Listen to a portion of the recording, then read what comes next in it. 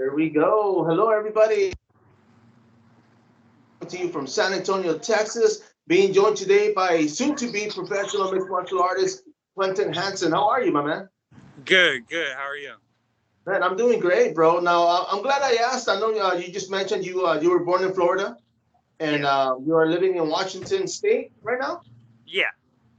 Okay, and how did that come about, man? I mean, what took you out there? School, work? My brother actually. My brother moved out here about 5 years ago with his fiance, and he brought me out here. And that's how I came out here. Okay, and where about in Florida were you born? St. Petersburg, right next to Tampa, Florida. Okay, okay. I used to live out there in Florida myself back in the 90s with family. Same thing. My brother, my sisters were out there. I lived south of Tampa, man, Sarasota, Venice, and then we moved to Tacoma. Oh, for real? Yeah, man. So we were out there like 4 or 5 years, man, and I enjoyed it. When we lived in Florida, we were right by Venice Beach.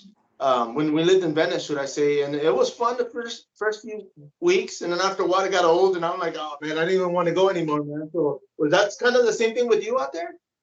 Yeah. Where I grew up, it was like Clearwater Beach, or I was born around there, and that's where like spring break is. So every spring break, you have everybody from around the country like going straight to that beach. And what So would you guys do? Go somewhere else? do what?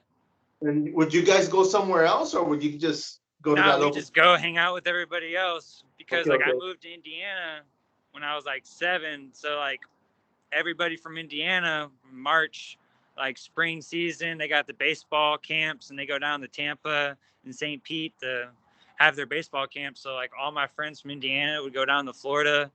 So like we'd just be chilling at the beach. Because when I lived out there, I forgot what they call them, the winter birds, or what is it? Everybody that moves down to Florida because it gets cold up north. Oh, they yeah. My grandma used to do that. She like during the winter months be down in Florida, Georgia, and then summer months she go to Illinois, Indiana.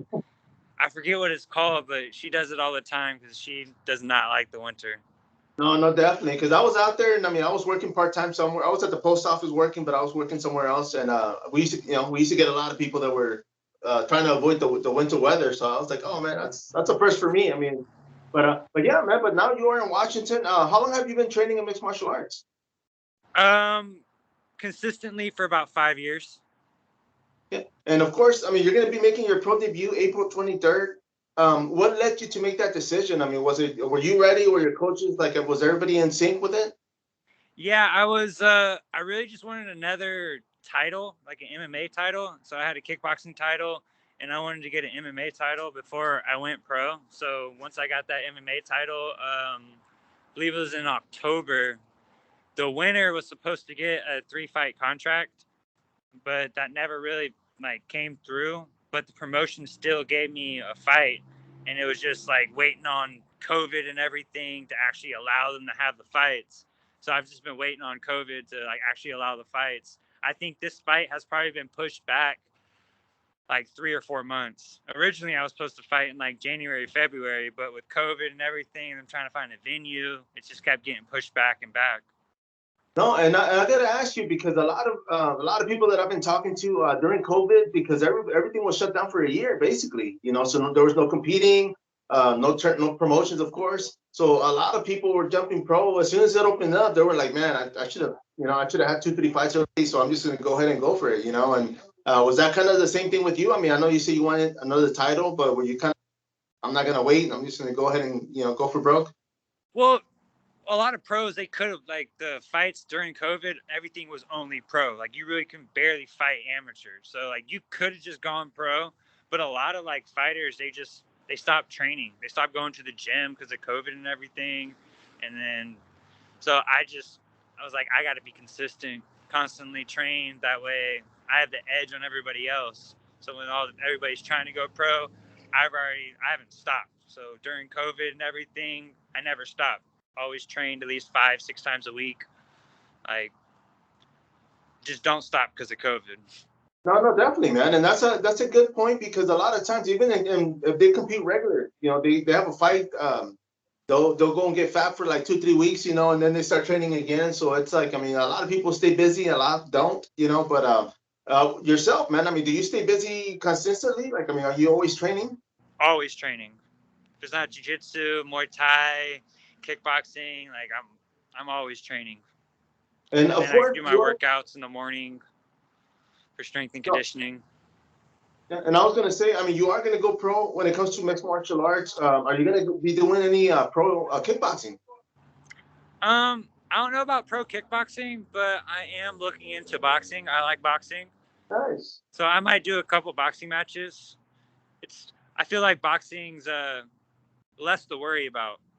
You Oh don't have yeah. to worry about a takedown or a head kick or elbows. It's just like you got two fists that can hit you multiple ways.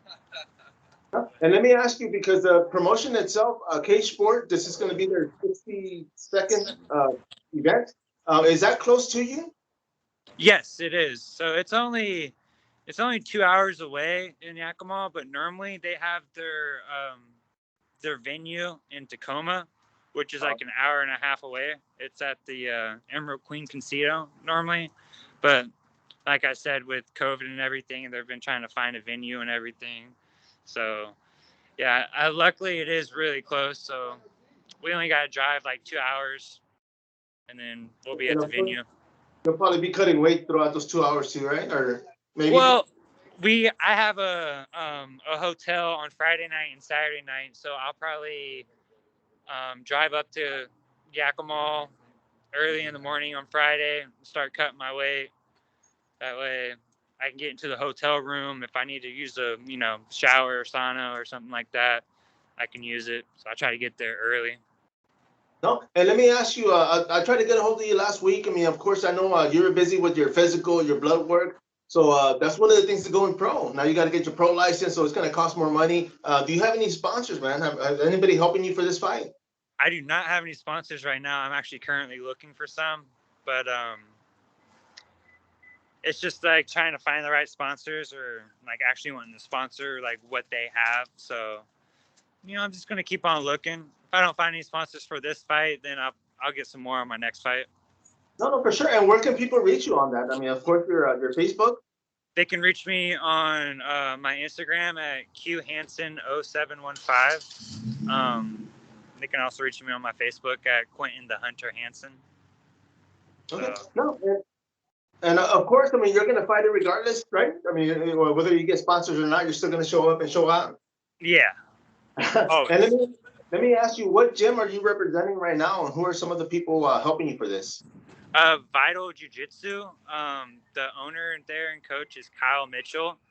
It's a great gym. They have really good Muay Thai and very, very good Jiu-Jitsu. And then I also have my personal striking coach, Devin Gouda. He used to train with Matt Hume and Josh Barnett. Oh, nice. That's where he used to train. And so he's currently my personal coach. He has his own gym in his house that I go to. Oh, nice, man. Was that something you were you doing that during COVID? Yes. So I have been with Devin since I started kickboxing. So for nearly 4 or 5 years, I've been with Devin. Oh, well, that's good though. I mean, I'm pretty sure, like you said, everybody, moaning and being sad, and you were out there training, man. So that was actually pretty smart. Yeah. Got to keep training. No, no, for sure, man. And let me ask you, when it comes to your fighting style, do you consider yourself a striker first, or a mixed martial artist, or a grappler? I would have to say a mixed martial artist because I have submission wins. I really love jiu-jitsu. I love grappling. Like that's my passion. But I'm a counter striker, so I have a couple knockouts too. So it really just depends on how my opponent's coming at me, how I'm going to fight. I like to change it up. I like to be unpredictable. That way they can't predict what I'm doing. No, and I was gonna say, because I mean, you said you had a title in kickboxing. I was thinking, oh, okay, well, you're a striker, but now your opponent's got something else to worry about, right? Yeah. My last fight, I won by armbar in the first round. So. Oh, nice, man. And when it comes to grappling, do you train in no gi or gi or both? Both. I like no gi better, but to get higher in jiu-jitsu, you need to know the gi. So I like to do the gi. I actually just had a gi tournament last weekend. I got like second in gi. It was pretty good. I like bracketed like 14 people. Oh, nice, man. And that's actually pretty smart. One of the things I always tell even locals throughout the years, I've been doing media for over 10 years, but I always tell them, if you're going to do grappling, always, start training with the gi because the degrees themselves, in rank, of course, later on, you can start teaching yourself. You can do privates. It's a degree within itself, man. So it's like college, you can definitely go back and make some money out of it, right? Yeah, that's how I've looked at jiu-jitsu as college. Like every belt's like 2 years, and by the time you're a black belt, you're pretty much a doctor in jiu-jitsu. Oh, yeah. That's the way I look at it, and especially with the gi, like you can use everything. You can use a lot of techniques from the gi, transition into no gi. So that's why I like to use the gi too, because you can do some gi stuff and just transfer it to no gi. A lot of it. No, for sure, man. I started in the sport back in 2000 here in San Antonio, and it changed a lot. One of them was the fact that people were doing a lot of both, because back then it was either you either did competed with the gi or without. It wasn't so much you did both.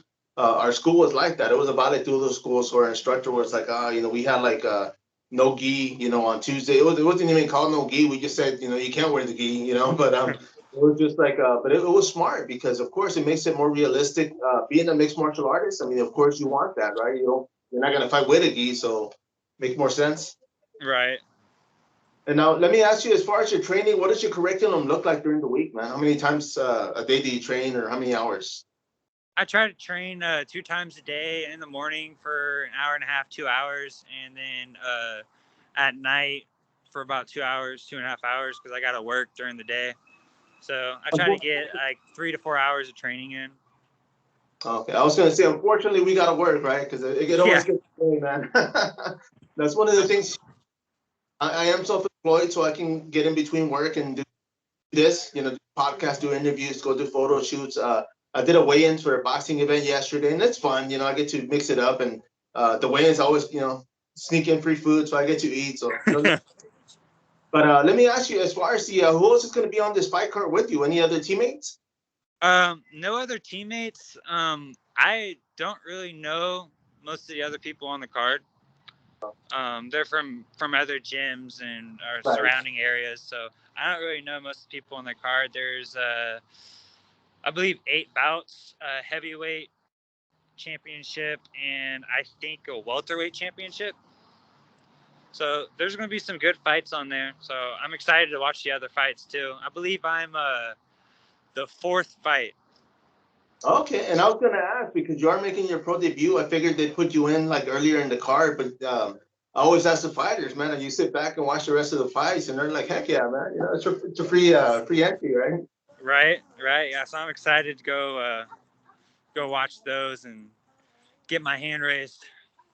No, for sure, man. And let me ask you, of course, and of course, you have your coaches, your teammates that you look up to. But what other fighters out there that are competing right now, like in the UFC, Bellator, One Championship, that you look up to, that you're like, man, you know what, I would love to go out there and train with these guys?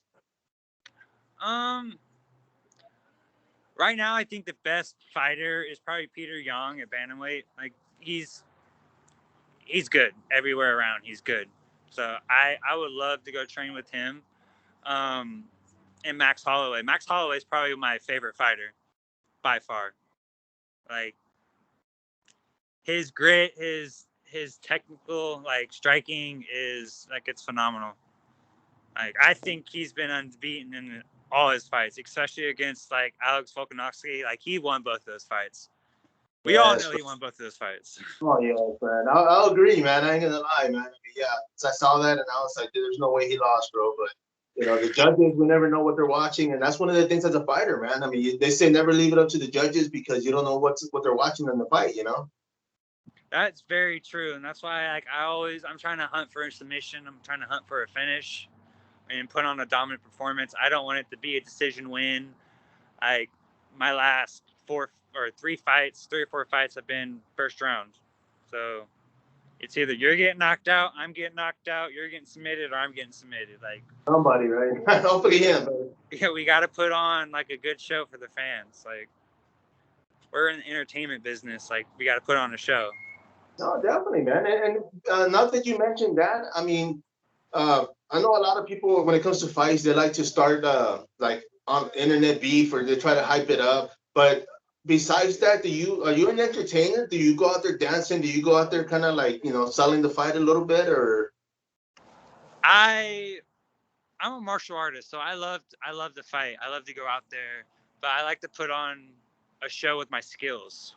Right, right. I don't like to put on a show with talking or be flamboyant or anything like that. Like I want to like show you my skills. That way, that's going to get you excited. That's going to get you hyped. Like you see my skills, and now you're like, oh, okay, okay. And I was gonna ask too because on your Facebook, of course, we it says you lived in Florida, so I thought you were out there. But I was gonna say Florida itself has been popping, man. I mean, Khabib had his promotion last night. BYB's tonight for bare knuckle. BKFC's always out there, so it's a hot spot, So it's definitely the place to be. But how is the scene out there where you're from right now? How really cage sport is what's out here right now. There's a lot of regional like amateur shows, and they might put like one or two pros on there, but they're not. I think cage sport's one of the biggest shows out here.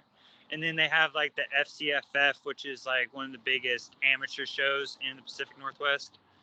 Oh, nice. So they have a lot of shows out here, but it's mostly amateur. Cage sport is what dominates the regional pro. Okay.